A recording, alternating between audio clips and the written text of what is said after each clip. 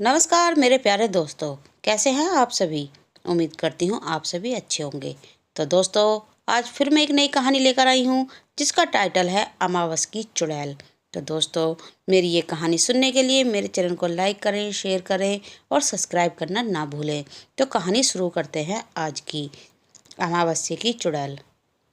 दोस्तों, भूतिया कहानी पढ़ने में रोचक तो होती हैं, लेकिन कुछ ऐसी कहानियाँ भी होती हैं जो हमें सीधे तौर पर प्रभावित करती हैं।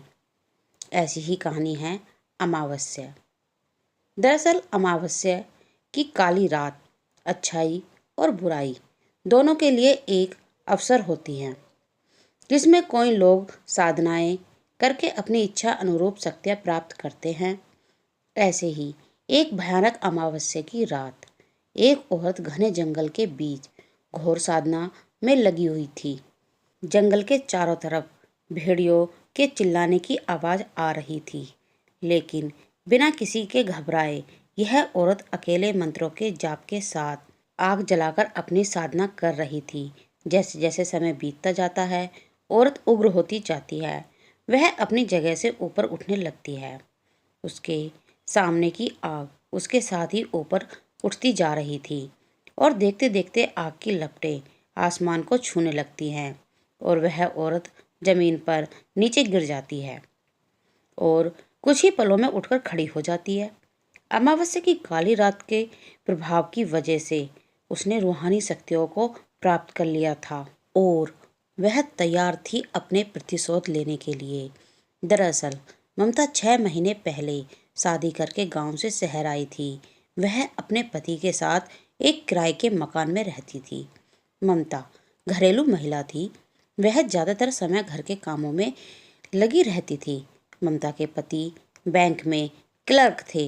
उनका नाम सुरेश था और सुरेश के बॉस उसे उसके काम की वजह से बहुत पसंद करते थे। सुरेश एक अच्छा कर्मचारी था।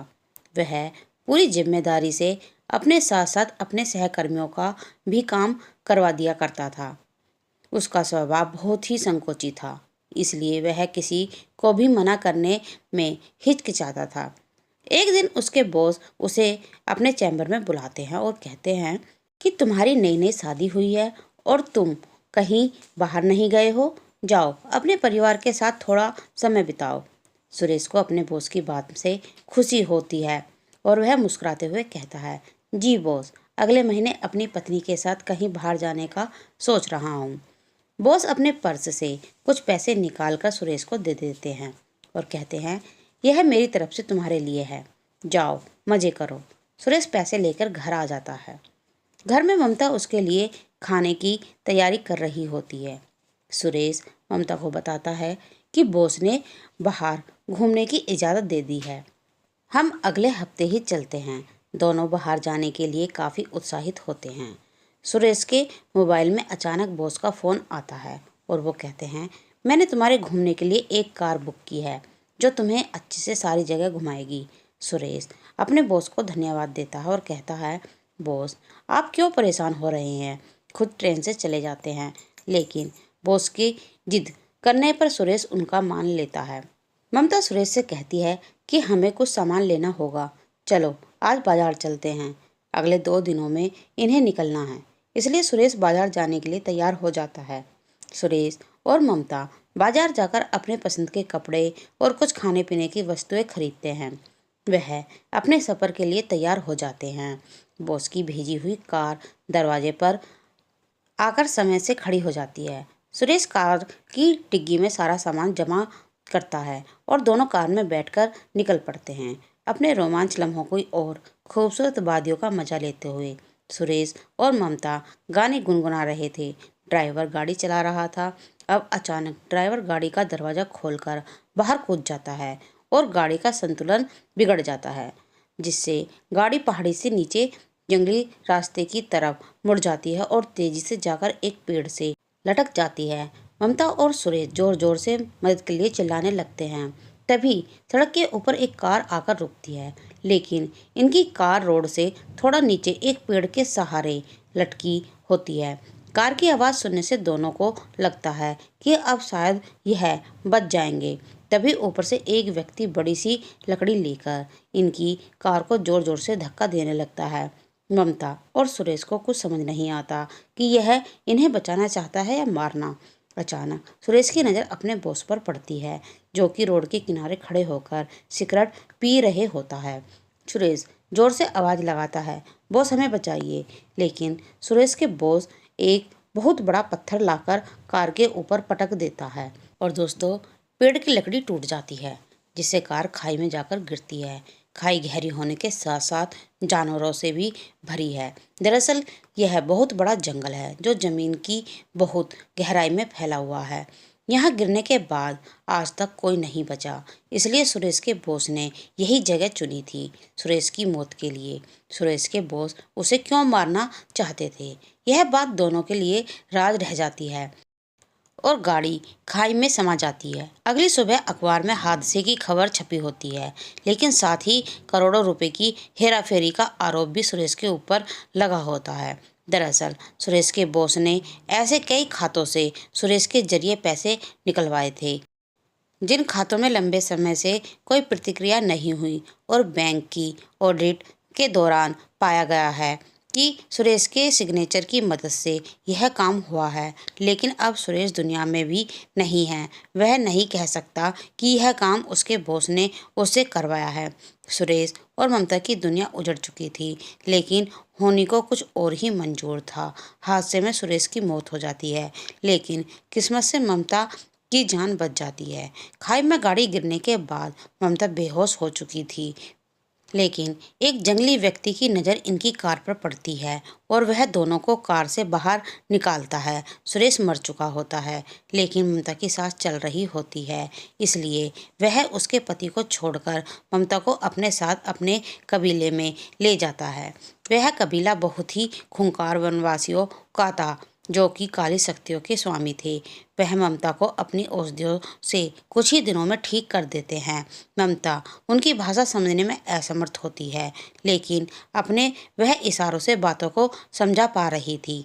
वह सिर्फ इतना जानती थी कि उसके पति के बॉस ने ही उसकी जान ली है। अब वह बदला लेना चाहती थी। उसे कोई रास्ता नजर नहीं आ रहा था। वह तय करती है कि इन्हीं के बीच में रहकर क्यों ना काली शक्तियाँ प्राप्त करेगी और अपने दुश्मन को सर्वनाश करेगी। और कहानी वहीं आ जाती है जहाँ से शुरू हुई थी।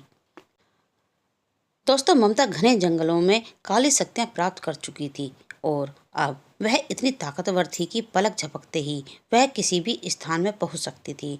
उसके साथ भूतों का पूरा समूह चलता था। उसके एक इशारे पर किसी भी व्यक्ति को खाक में मिलाया जा सकता था। ममता एक मॉडर्न लड़की बनकर बॉस के दफ्तर पहुंच जाती है।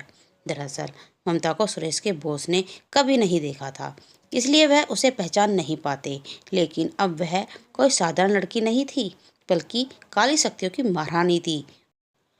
उसे काली शक्तियों की वजह से पता चल चुका था कि आखिर बॉस ने उसके पति को क्यों मारा। वह अपने पति को निर्दोष साबित करना चाहती थी और असली गुनहगार को सजा देना ममता के लिए काली शक्तियों के प्रभाव से एक आकर्षित रूप धारण किया था, जिसे देखते ही सुरेश के बॉस मोहित हो जाते हैं। ममता बॉस से झूठ कहती है कि मेरे पिता के खाते में करोड़ों रुपये हैं, लेकिन वह खाता किसी और का होता है जो इस दुनिया में से जा चुका था और उसके बेटे भी उस खाते के बारे में नहीं जानते थे। लेकिन ममता को अपनी काली शक्तियों से उस खाते की जानकारी मिल जाती है, इसलिए वह उदाहरण की तरह उसी बैंक खाते का इस्तेमाल करती है। बॉस खाते का बैलेंस देखकर दंग रह जाते हैं। उन्हें लगता है कि अब लंबा हाथ मारने का मौका मिला है। तभी बॉस कहते हैं, जी मैडम, यह तो बहुत आसान है, लेकिन इसके लिए 50% मुझे चाहिए। ममता तुरंत ही हाँ कर देती है। तभी वह अपने एक क्लर्क को बुलाते हैं और कहते हैं कि जाओ मैडम के खाते में से पैसे निकालने की प्रक्रिया पूरी करो। क्लर्क बैंक में नया था। उसे बॉस की काली करतूत नहीं पता कि बॉस कैसे निर्देश कर्मचारियों के गैर कानूनी तरीके से पैसे कमाने के लिए इस्तेमाल करके उन्हें जुर्म में फांसता है। क्लर्क बाहर चला जाता है। इसी दौरान सारी बातें ममता रिकॉर्ड कर लेती है, ताकि उसे मारने से पहले अपने पति को निर्दोष साबित करने के सबूत हासिल कर ले। बॉस का आदेश पाते ही क्लर्क मुद्रा आहरण की प्रक्रिया प्रारंभ कर देता है और बॉस के चैम्बर में खूनी खेल शुरू हो जाता है। खिड़की के कोने कोने से कांच के टुकड़े टूटकर बॉस के शरीर में घुस जाते हैं और वह दर्द से चीख रहा होता है।